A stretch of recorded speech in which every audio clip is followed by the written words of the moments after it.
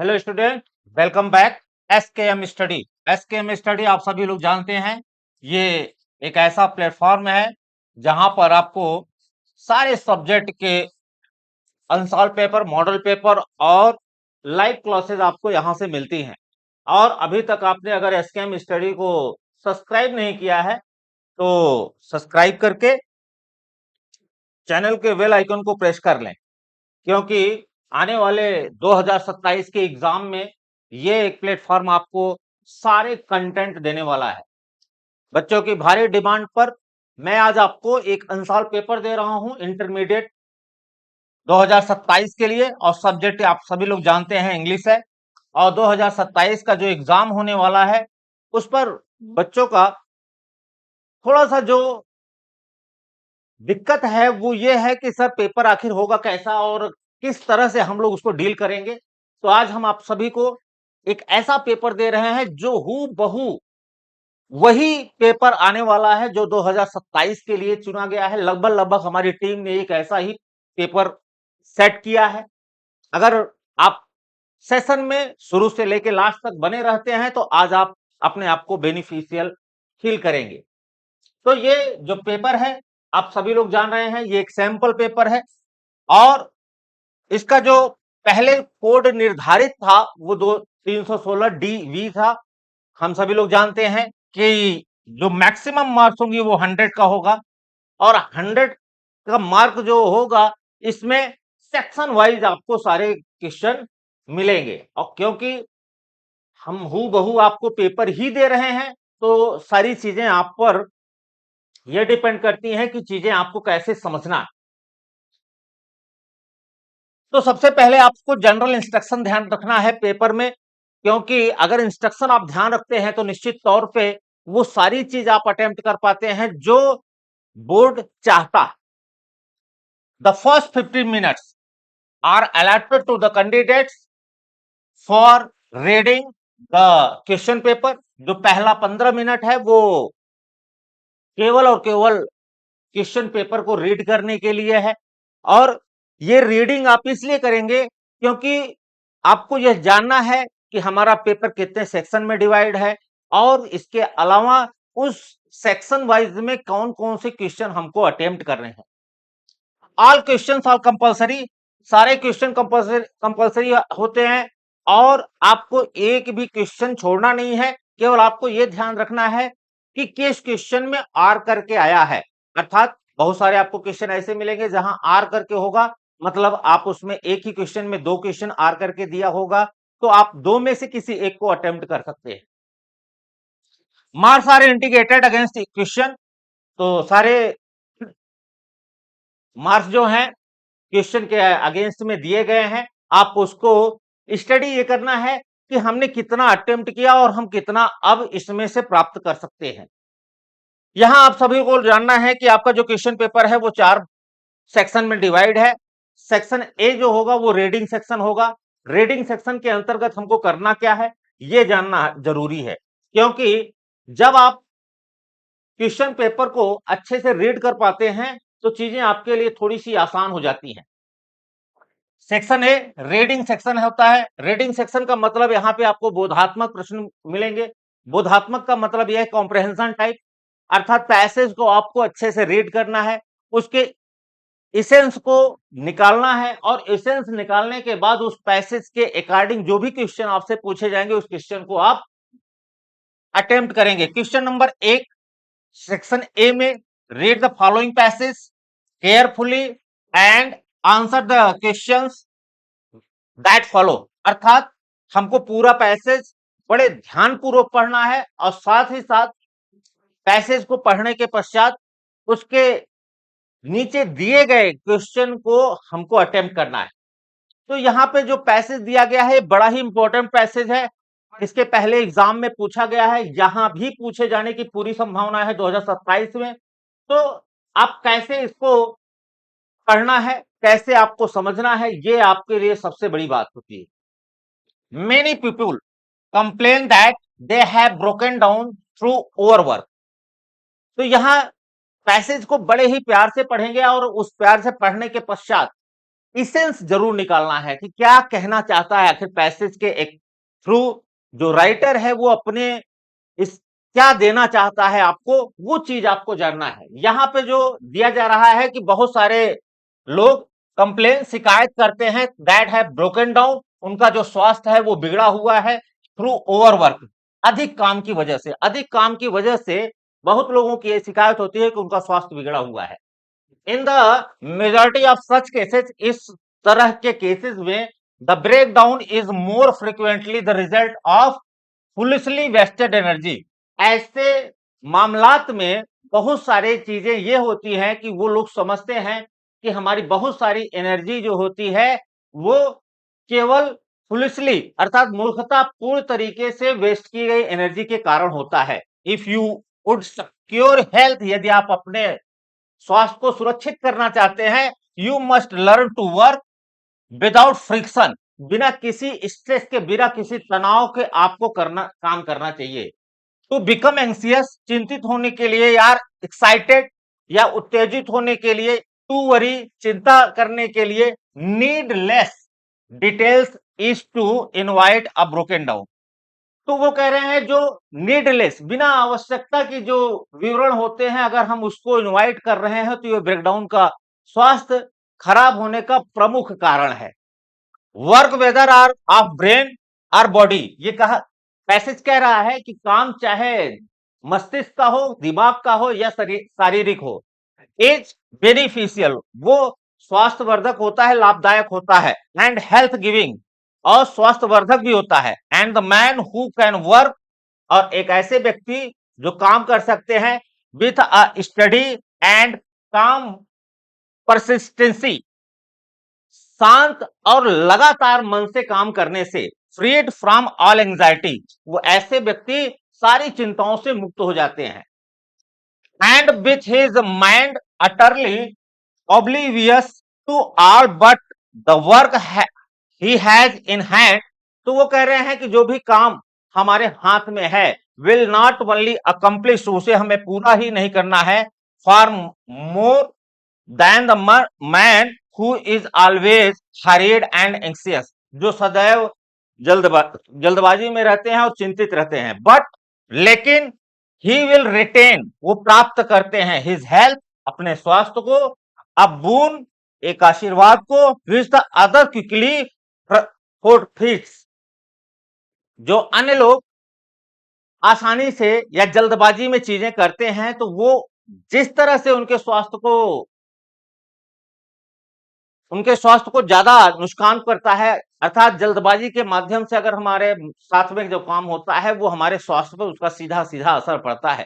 तो आप देख पा रहे हैं इसी तरह से छोटी छोटी चीजों को जोड़कर आप एक अच्छे से पैसेज का पूरा इसेंस निकाल सकते हैं। ध्यान रहे, ये मैं सैंपल पेपर आपको दे रहा हूं जो 2027 के लिए हूबहू पेपर जैसा ही है। अब आपको यहां पे ध्यान रखना क्या है? ध्यान ये रखना है कि यहां क्वेश्चन कैसे आपको मिलेंगे। क्वेश्चन आपको ध्यान रखना है ये कि जब आप पैसेज को इस तरह से शांति के साथ में पढ़ेंगे और उसके एसेंस को निकालेंगे तो आपको यहाँ क्वेश्चन जो होगा वो देख पा रहे हैं आप कि फर्स्ट जो 4 क्वेश्चन है वो 3-3 नंबर के हैं, अर्थात 3 into 4 इक्वल टू 12, और साथ ही साथ एक एक नंबर के भी क्वेश्चन रहेंगे 1 into 3 इक्वल टू 3, अर्थात टोटल 15 मार्क्स का ये क्वेश्चन होगा और ये 15 मार्क्स आपको बहुत ही इजीली प्राप्त होगा। What do many people complain about, किसके बारे में शिकायत करते हैं? तो यहाँ पे आप देख पा रहे हैं कि बहुत सारे लोग ये शिकायत करते हैं कि जो हमारा स्वास्थ्य खराब होता है वो उसका मुख्य कारण ओवरवर्क है। What is the cause of breakdown? तो यहाँ पे पैसेज के अकॉर्डिंग चिंता, जल्दबाजी और जो नीडलेस एनर्जी वेस्ट करते हैं वो ब्रेकडाउन का मुख्य कारण है। Who will be the able to retain his health, कौन से व्यक्ति अपने स्वास्थ्य को रिटेन कर सकते हैं, वापस प्राप्त कर सकते हैं अच्छे से? तो यहाँ पे जो पैसेज के अकॉर्डिंग दिया गया है कि ऐसे व्यक्ति जो शांत भाव से, शांत मन के साथ में कार्य करते हैं और उसके रिजल्ट को प्राप्त करते हैं, वो लोग अपने हेल्थ को वापस प्राप्त कर सकते हैं। What is useful and health giving, क्या हो हेल्थ गिविंग है, स्वास्थ्यवर्धक क्या है? तो यहाँ पे बताया गया है कि don't waste your energy foolishly, आप अपने एनर्जी को मूर्खतापूर्ण तरीके से नष्ट नहीं करें, वो हेल्थ गिविंग होता है। क्योंकि अगर आप शांत भाव से, अच्छे मन से कार्य करते हैं तो वो स्वास्थ्यवर्धक होता है। तो आप देख पा रहे हैं इस तरह से अगर अर्थ निकाल लिए हैं, इसेंस प्राप्त कर लिए हैं, तो क्वेश्चन आपके लिए बड़े ही इजी हो जाते हैं। Find words from the passage which mean the following, जिसका मतलब निम्नलिखित है, ऐसे शब्दों को आपको पैसेज में प्राप्त करना है।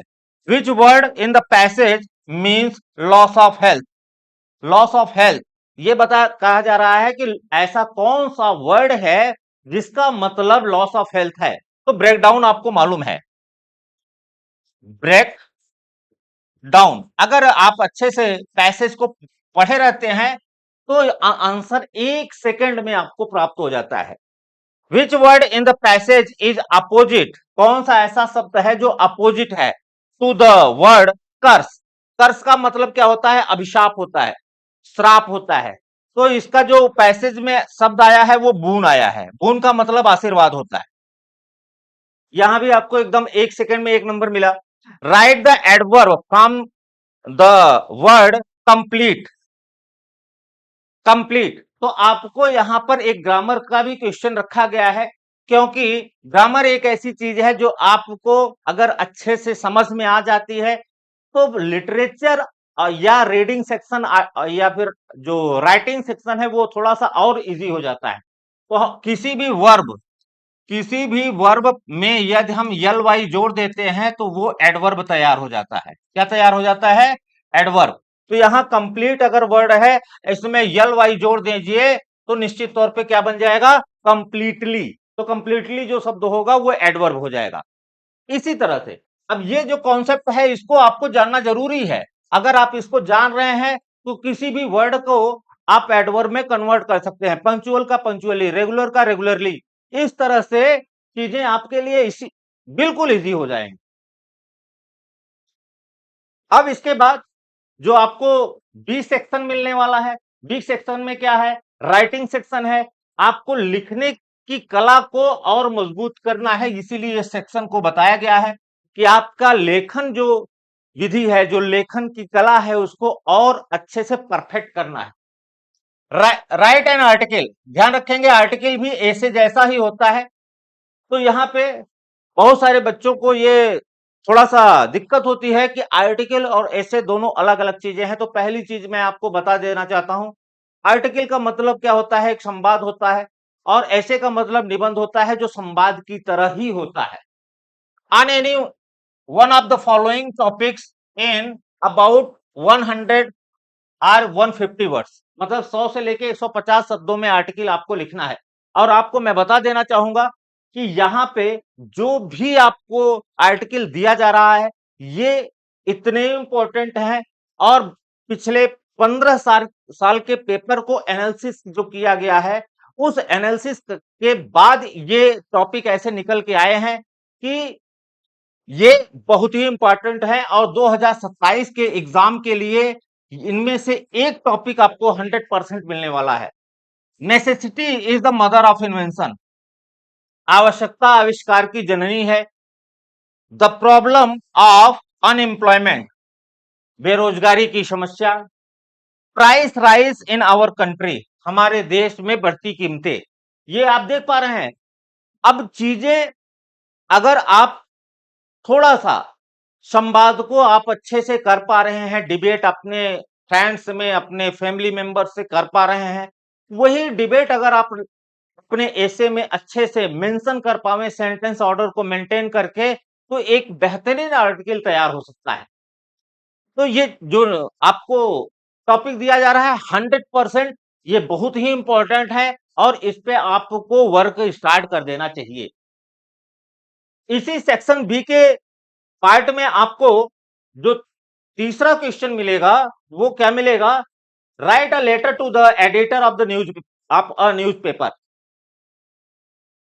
एडिटर ऑफ न्यूज़पेपर, किसी भी एडिटर के न्यूज़पेपर के एडिटर को आपको लेटर लिखने के लिए आएगा। लेटर का फॉर्मेट हमने आपको पहले भी बताया है, आने वाले समय में मैं इसको फिर से डिटेल्ड वे में आपको समझाने का प्रयास करूंगा।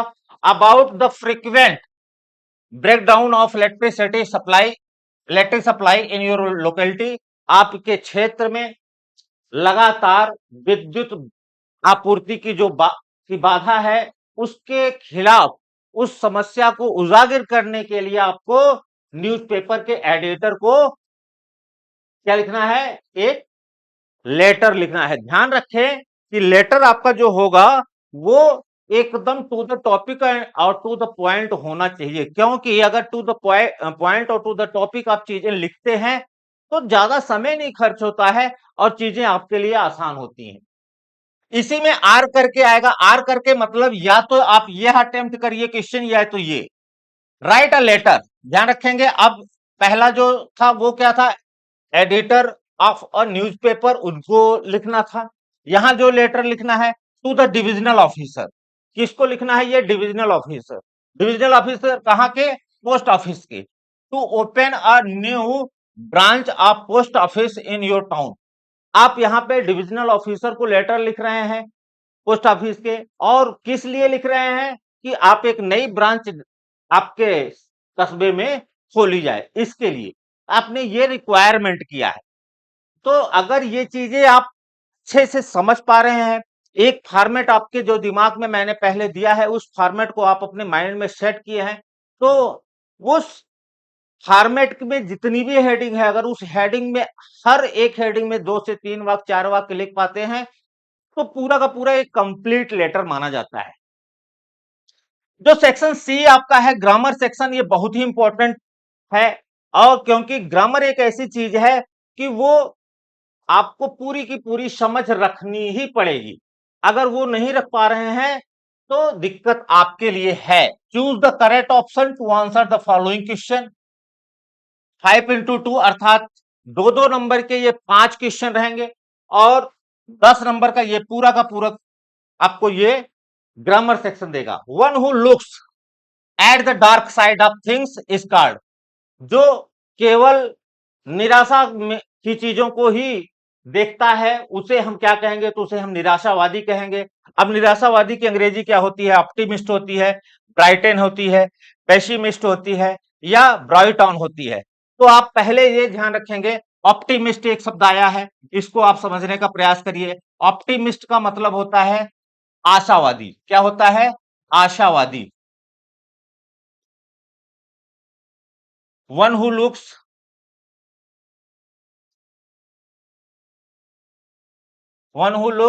at the bright side of things,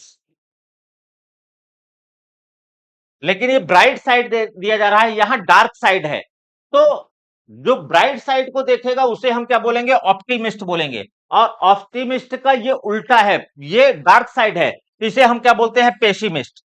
तो पहले आप ध्यान रखेंगे, दो आपके वन वर्ड्स तैयार हुए। One who looks at the bright side of things, उसे हम ऑप्टिमिस्ट बोलते हैं। One who looks at the dark side of things is called, उसे हम पेसिमिस्ट बोलते हैं। दो वन वर्ड आपके तैयार हुए। और इसके साथ ही साथ आपको यह भी ध्यान रखना है कि ऑप्टिमिस्ट और पेसिमिस्ट ये दूसरे एक दूसरे के विरोधी भी हैं, अर्थात अपोजिट वर्ड भी आपका तैयार हो रहा है।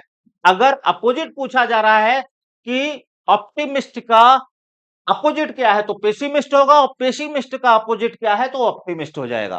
क्लियर है, एकदम आसान तरीके से समझने का प्रयास करेंगे, चीजें आपके लिए बहुत अच्छी मिल रही हैं। और ये इतनी इंपॉर्टेंट चीजें मैं आपको दे रहा हूं कि 2027 में हो सकता है यहीं से सारे के सारे क्वेश्चन ही आ जाएं। The phrase pick holes in is mean, pick hole in mean, अब ये ध्यान रखेंगे एक फ्रेज आएगा। फ्रेज का मतलब क्या होता है, फ्रेज का मतलब पहले ध्यान रखेंगे, क्योंकि अगर आप फ्रेज का मतलब ही नहीं समझ पा रहे हैं तो क्वेश्चन तो अपने आप में टफ हो जाएगा, क्योंकि वो चीजें जो समझ में नहीं आते, जिसके बारे में मैं जानता ही नहीं हूं, वो क्वेश्चन टफ है। जिसके बारे में जानता हूं वो आसान है। टेक अ एग्जांपल, जैसे मैं पूछूं कि भगवान राम के पिताजी का नाम क्या था, तो तुरंत आप 1 सेकंड में जवाब देंगे कि राजा दशरथ। लेकिन मैं अगर पूछूं कि राजा दशरथ के बब्बा का क्या नाम था, तो वो आप नहीं जानते, दैट इज टफ। तो जो जानते हैं वही इजी होता है, जो नहीं जानते हैं वो टफ होता है। लोग कहते हैं क्वेश्चन टफ होता है, मैं कहता हूं क्वेश्चन टफ नहीं होता है, आंसर टफ होता है। क्योंकि क्वेश्चन तो सब इजी होते हैं, जिसको आप नहीं जान रहे हैं वो टफ है। तो यहाँ पिक होल्स इन का मतलब क्या होता है? To find fault with, to insult someone, to puncture या टू अटैक। तो आप ध्यान रखेंगे, फाइंड फॉल्ट विथ, हर चीज में निकालना, त्रुटि निकालना, उसे हम क्या बोलते हैं? Pick holes. The synonym of shiver, shiver माने क्या होता है? भयंकर, भारी। अब इसका सिनोनिम देखना है, नाइस नहीं हो सकता, क्यूट, क्यूरियस, एक्सीडेंटल। तो यहाँ पे 4 वर्ड आपको मिले हैं। नाइस वन में सुंदर तो होता है, ब्यूटीफुल आप कह सकते हैं, हैंडसम कह सकते हैं। क्यूट जो होता है वो सीवर का सिनोनिम है। क्यूरियस का मतलब होता है इच्छुक, जो हर चीज जानने का इच्छुक हो। एक्सीडेंटल आकस्मिक हो कह सकते हैं, आकस्मिक, क्योंकि ये चीज आकस्मिक होता है एक्सीडेंटल। तो सीवर का जो का मतलब क्या होगा? अक्यूट, जब बहुत ही भयंकर, जैसे हम कहें कि हम I feel sewer pain in my brain, मैं अपने दिमाग में बहुत भयंकर दर्द महसूस कर रहा हूं, तो यहां पे क्या हो जाएगा? अक्यूट हो जाएगा।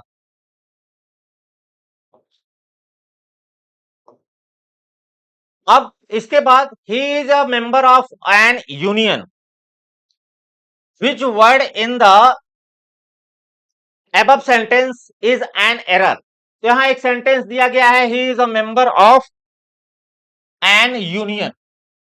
तो आप ध्यान रखेंगे, हम लोगों को सबसे जो गलत कॉन्सेप्ट पढ़ाया गया अर्ली एजुकेशन में, प्राइमरी सेक्शन या मिडिल सेक्शन में, वो यही क्वेश्चन पढ़ाया गया।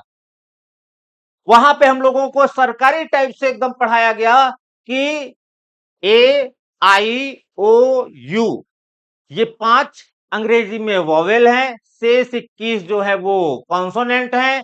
वॉवेल के पहले आप एन का प्रयोग करते हैं और कॉन्सोनेंट के पहले आप ए का प्रयोग करते हैं, बस इतना ही बताया गया। लेकिन आप ध्यान रखें कि बहुत सारे ऐसे वर्ड हैं जो वॉवेल से स्टार्ट होते हैं, फिर भी उनके सामने आर्टिकल एन का प्रयोग नहीं होता है। क्यों नहीं होता है? हम इसको बेस्ट तरीके से पूरा डिटेल्ड वे में समझाएंगे। लेकिन यूनियन जो शब्द है ऐसे लिखा जाएगा, यूनियन। अगर यूनियन ऐसे लिखा जा रहा है तो यहां जो स्टार्ट हो रहा है अक्षर, वो यह शब्द से हो रहा है, सॉरी यह अक्षर से हो रहा है, और यह अक्षर जो होता है वो व्यंजन होता है, तो यहां एन का प्रयोग नहीं होगा, ए का होगा। तो ये सबसे जो खतरनाक कॉन्सेप्ट हमको बताया गया, यही बताया गया कि बहुत सारे ऐसे, जैसे यूनियन हो गया, यूनिवर्सिटी हो गया, हाँ, वन आइड मैन हो गया, तो इस तरह से बहुत सारे वर्ड हैं जो आपके यू से स्टार्ट होने के बाद भी अपने साथ में आर्टिकल एन का प्रयोग नहीं करते हैं। The antonym of modern, modern का मतलब क्या होता है? मॉडर्न का मतलब होता है आधुनिक, आधुनिक। और आधुनिक अगर है तो इसका जो अपोजिट हो जाएगा वो क्या हो जाएगा? प्राचीन। और प्राचीन की अंग्रेजी ओल्ड नहीं होती, ओल्ड का मतलब पुराना होता है, एंशियंट होता है, एंशियंट का मतलब प्राचीन। और ये है प्रेजेंट, प्रेजेंट का मतलब वर्तमान होता है। आउट ऑफ डेट जो होता है वो कोई चीज जो आपकी डेट से बाहर की है, अगर वो आउट ऑफ डेट है चीजें, तो वो out of date, out of date माने जिसकी अवधि ही खत्म हो गई हो उसे आउट ऑफ डेट कहते हैं। तो आप देख पा रहे हैं बड़े ही आसान तरीके से, अगर आपको टॉपिक वाइज ग्रामर, चाहे वो आपका नरेशन हो, चाहे सिंटेक्स हो, चाहे सिंथेसिस हो, चाहे ट्रांसफॉर्मेशन हो, या वोकैब सेक्शन हो, आपको पूरा डिटेल्ड वे में एक एक चीज पढ़ाई जाने वाली है। और यदि अभी तक आपने एसकेएम स्टडी को सब्सक्राइब नहीं किया है तो आज ही इसे करके बेल आइकन प्रेस कर लें, क्योंकि यहां से आपको मॉडल पेपर और सैंपल पेपर, अनसॉल्व पेपर और हैंड रिटन नोट्स भी आपको यहीं से मिलने वाले हैं। फिर नेक्स्ट आपको क्वेश्चन क्या है, 5 नंबर का ये question, change any one of the following in indirect speech. Indirect speech का मतलब आप ध्यान रखें, नरेशन का ये आपका क्वेश्चन है। 5 नंबर का क्वेश्चन आपको, सॉरी 10 नंबर का क्वेश्चन आपको वोकैब सेक्शन में, फिर आपको 10 नंबर का क्वेश्चन यहां भी आपको मिल रहा है, ये 2 नंबर का क्वेश्चन है। और 2 नंबर आप ये ध्यान रखें कि बूंद बूंद से ही सागर भरता है, एक एक क्वेश्चन आपके लिए इंपॉर्टेंट है और एक भी क्वेश्चन का आंसर आपको गलत नहीं करना है। He said to me please give me your book for 2 days। और दूसरा इसमें से they said to us why are you not playing. अब ध्यान रखें आपको क्या करना है, केवल आपको 1 ही अटेम्प्ट करना है, दिया जो गया है, ठीक।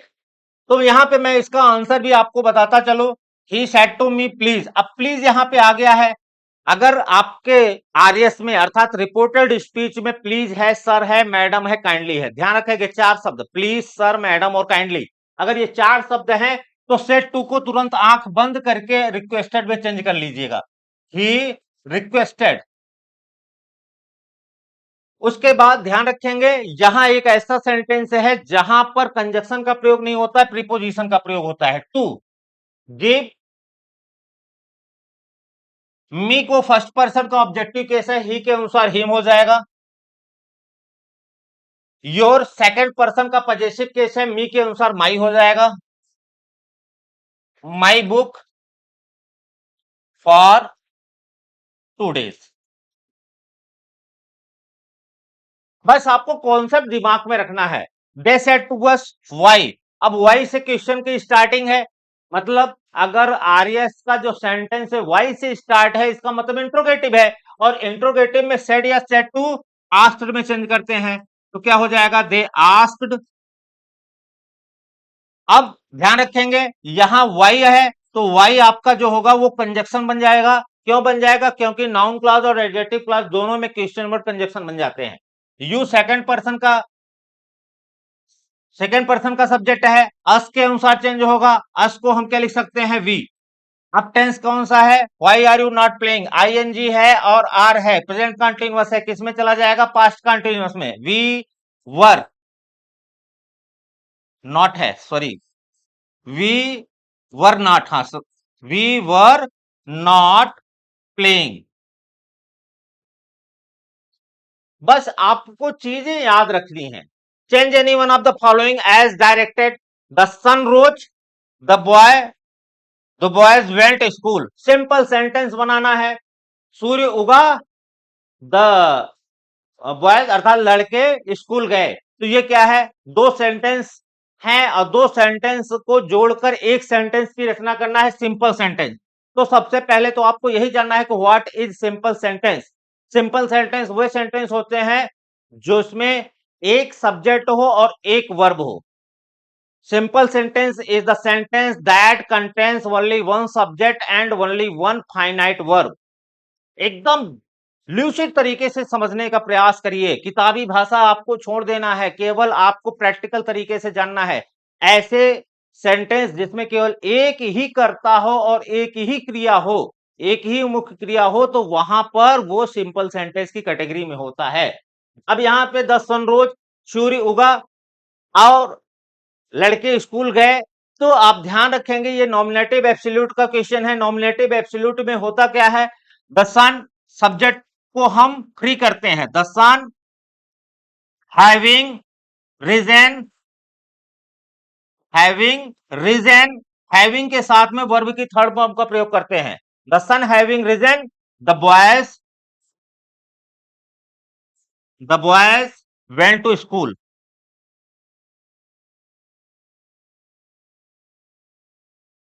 आपका अब आप देख पा रहे हैं केवल एक ही सब्जेक्ट है, द बॉयज वेंट आपका दूसरा वर्ब है, द सन हैविंग रीजन जो है ये आपका नॉमिनेटिव एब्सोल्यूट हो जाएगा।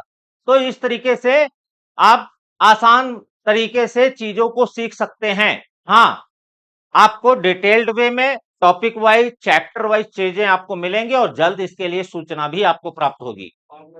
He is poor, he is not dishonest, जब वह गरीब है और he is not dishonest. Complex sentence बताना है।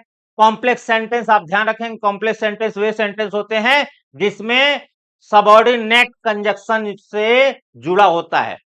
तो आप यहां पे देख पा रहे हैं, इस तरह से अगर क्वेश्चन को आप डील करेंगे, एक भी नंबर आपका नहीं जाने वाला है।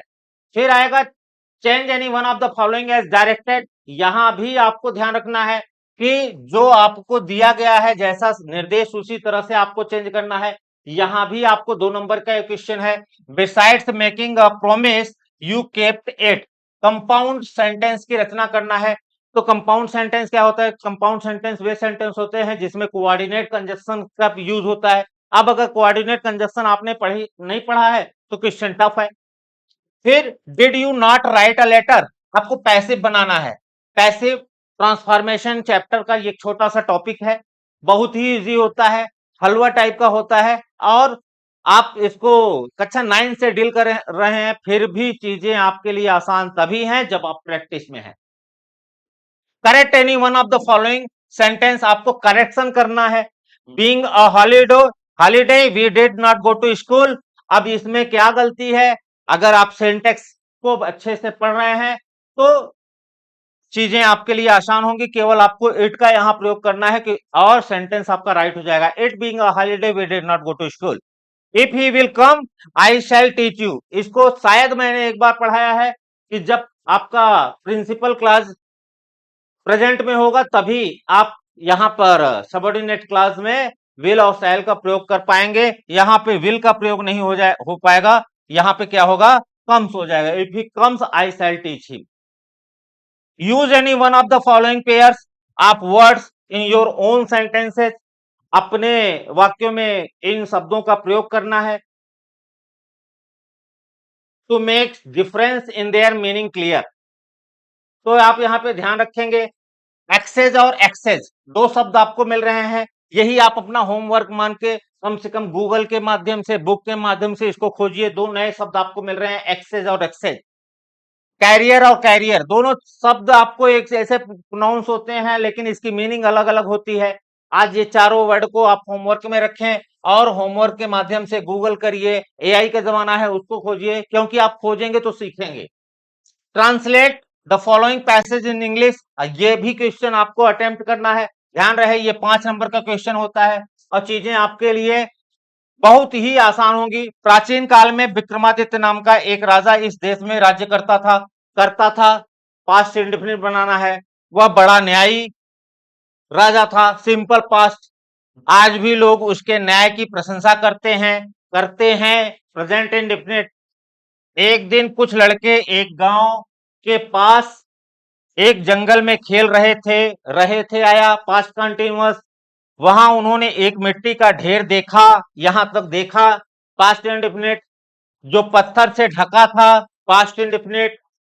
उनमें से एक लड़का उस पत्थर पर बैठ गया पास्ट इंडेफिनिट। यहां भी उसने अपने साथियों से कहा, तुम लोग अपने मुकदमे मेरे पास लाओ, मैं न्याय करूंगा। तो आप देख पा रहे हैं, अगर आपको बेसिकली टेंस की भी जानकारी है और वोकैब की जानकारी है तो क्वेश्चन आपके लिए इजी हो जाएगा। सेक्शन डी लिटरेचर का सेक्शन है और इंपॉर्टेंट है। यहां पे आपको ध्यान रखना है, answer the following question in about 40 words. कितना? 40 शब्दों में ये देना है। 2 सब क्वेश्चन का आंसर कंप्लीट करना है। 8 नंबर का क्वेश्चन होता है ये। Why did the peddler consider the word as a rat trap. तो आपने रैट ट्रैप लेसन को अगर पढ़ा है तो क्वेश्चन आपके लिए आसान है। What did mister Hamel say about the language and its importance. तो पहला ही लास्ट लेसन का ये क्वेश्चन है। What does garbage mean to the elderly people. वहां के लोगों के लिए गार्बेज का क्या मतलब था। तो ये लॉस्ट स्प्रिंग्स एनिस जंग का जो आपका लेसन है वहां से आपका है। सारे लेसन का आप पहले वो समरी जरूर तैयार करिए, क्योंकि अगर समरी तैयार रहेगी तो ये चीजें आपके लिए बिल्कुल आसान हो जाएंगी। How does the author feel just before he becomes unconscious. तो आप ये भी जान रहे हैं। Question number 8, answer any one of the following question in about 80 words में ये देना है।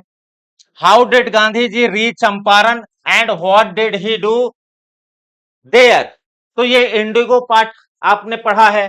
Give a character sketch of the peddler in the story the rat trap. Rat trap की कहानी से ये क्वेश्चन बना है। फिर 9वां क्वेश्चन जो होगा, read the following extract carefully and answer the question that follow. तो यहां आपको मैं 8 नंबर के क्वेश्चन को 7 और 8 के नंबर के क्वेश्चन आपको प्रोस से मिलेंगे। 7 नंबर और 8 नंबर प्रोस सेक्शन से होगा। प्रोस सेक्शन से आपको केवल 2 क्वेश्चन अटेम्प्ट करने हैं और 2 क्वेश्चन में कौन होगा, आपको 2 शॉर्ट आंसर करना है और एक लॉन्ग आंसर करना है। फिर यहां जो 9 नंबर का क्वेश्चन है वो क्या कह रहा है। 9 नंबर का question, read the following stack carefully and answer the question that follow. Perhaps the earth can teach us as when everything seems dead and later proves to be alive. Now I will count up to 12 and you keep quiet and I will go. तो ये आपने देखा है, वो keep quiet Pablo Neruda का जो है, Pablo Neruda second शायद आपका पोयम है, इंपॉर्टेंट पोयम है। और पैब्लो नेरुडा एक टॉप क्लास के पोएट भी हैं, तो निश्चित तौर पे, और आपको मालूम होना चाहिए पैब्लो नेरुडा को नोबेल पुरस्कार भी मिला है। तो ऐसे ये चीजें अगर आप छोड़ेंगे तो चीजें आपके लिए टफ होती जाएंगी।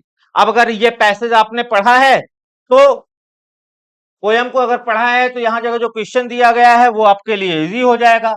What lesson can the earth teachers और what remains alive when everything seems to be dead. तो आप देख पा रहे हैं कि ये पैब्लो नेरुडा का पोयम है और पैब्लो नेरुडा द्वारा लिखी ये पोयम बड़ी ही इंपॉर्टेंट पोयम है। What does the poet ask us to do, और वो कहना क्या चाहता है। तो यहां आप देख पा रहे हैं पैसेज अगर आप पढ़े हैं तो क्वेश्चन आपके लिए इजी हो जाएगा। क्वेश्चन नंबर 10 जो होगा वो सेंट्रल आइडिया। ध्यान रखेंगे, सेंट्रल आइडिया जो है वो अगर पोएम की एसेंस को आप समझ पा रहे हैं तो निश्चित तौर पे आपके लिए बहुत इजी है। और मैं आपको बता रहा हूं यहाँ पे जो दिया जा रहा है एकदम इंपॉर्टेंट है, इसको आप बिल्कुल तैयार करके रखिए। आप any one of the following poems, my mother at 66, Kamala Das, a thing of beauty, John Keats, और आंट जेनिफर टाइगर, ये 3 अगर आप तैयार करके रखते हैं तो एक 100% 2027 में इसमें से आपको मिलने वाला है। फिर क्वेश्चन नंबर जो 11 है वो क्या है। क्वेश्चन नंबर 11 कह रहा है, answer the following question in about 40 words each. Why could Charlie never find the third level again. सब ये शॉर्ट स्टोरी से है। शॉर्ट स्टोरी से अभी आपको 2 क्वेश्चन मिलेंगे, 2 शॉर्ट आंसर लिखने के लिए मिलेंगे और एक लॉन्ग आंसर लिखने के लिए मिलेगा। आर करके क्वेश्चन दिया गया है, why did the Maharaja start hunting tiger. आप ध्यान दें, 4-4 नंबर के दोनों क्वेश्चन होंगे और 8 नंबर का एक क्वेश्चन होगा। अगर आप इन स्टोरी को समरी अगर दिमाग में रखे हैं तो चीजें आपके लिए बिल्कुल आसान हो जाएंगी। उसके बाद क्वेश्चन जो है, what was the chief aim of the students on ice program. अगर ऑन आइस प्रोग्राम आपने पढ़ा है तो चीजें आपके लिए ठीक। Why was Sadao sent to America, ये आर करके क्वेश्चन यहाँ पे दिया है। ध्यान रखेंगे सप्लीमेंट्री से आपको केवल 2 ही शॉर्ट आंसर मेंटेन करना है। क्वेश्चन आपको 3 दिए रहेंगे, 4 दिए रहेंगे। तो जो इंस्ट्रक्शन दिया गया है कि 2 करना है, 4-4 नंबर के क्वेश्चन करने हैं, वो मेंटेन हो जाएगा। Question number 12, answer any one of the following question in about 80 words. हाँ, अर्थात लॉन्ग आंसर 7 नंबर का क्वेश्चन ये बनेगा। Give a character sketch of Hana. किसका? हैना का। On the basis of the lesson the enemy, वो doctor Sadao की पत्नी हैना थी। Which story does mister Lamb tell Derry and why. तो आप देख पा रहे हैं कि केवल और केवल समरी से ही आप लिटरेचर मेंटेन कर सकते हैं। तो इस तरीके से आपको पूरा पेपर मैंने एनालिसिस करके दिया है। चीजें आपके लिए बिल्कुल ही आसान होने वाली हैं। आने वाले दिनों में एसकेएम स्टडी पर आप एक एक चीज डिटेल्ड वे में प्राप्त करेंगे और सारे सब्जेक्ट के प्राप्त कर रहे हैं। तो एसके स्टडी जो है, इस चैनल को आप सब्सक्राइब करके रखें। चीजें आपके लिए बेनिफिशियल होंगी। सेशन आपको कैसा लगा यह ज़रूर बताइएगा। धन्यवाद, बाय-बाय।